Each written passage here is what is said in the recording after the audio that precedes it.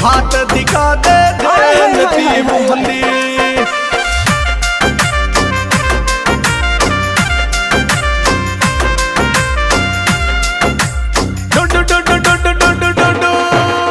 जयंती बूंदी दिखा दे जयंती बूंदी।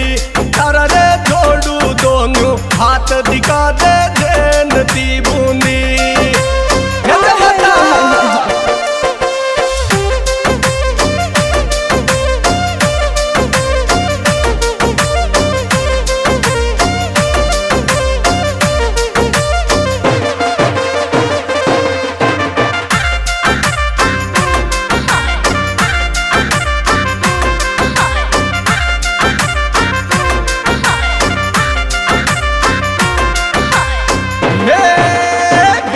गजब की निकल बूंदी सर के माया।